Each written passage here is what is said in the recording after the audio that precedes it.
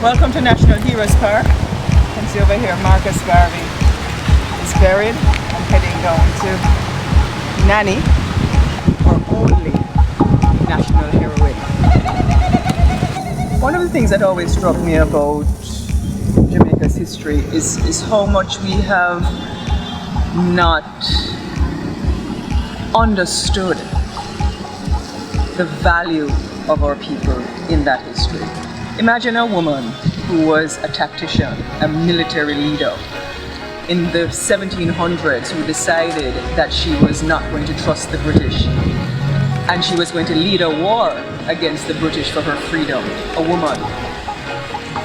And Nanny of the Maroons decided to not only lead a group of persons called the Maroons, but she walked from the east in Portland from the Blue Mountains all the way to Cudjoe in a compound. So for those of you who have been to the Blue Mountains and you've been to a compound in St. Elizabeth, you know that is not an easy feat. Imagine doing that when the British had soldiers, cane fields, and she got there.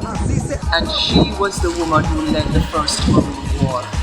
So much so that literally the British had to negotiate with her and give the Maroons freedom 100 years before full freedom. That's a very special, courageous, tenacious woman. And there is a spirit about the Jamaican woman, and that spirit comes from our history. We can't celebrate as women in Jamaica really without saying big up Nanny, because all of us, whether we like it or not, owe really a part of who we are to your strength, your memory, your activity, your rebel spirit, your fighting spirit, right?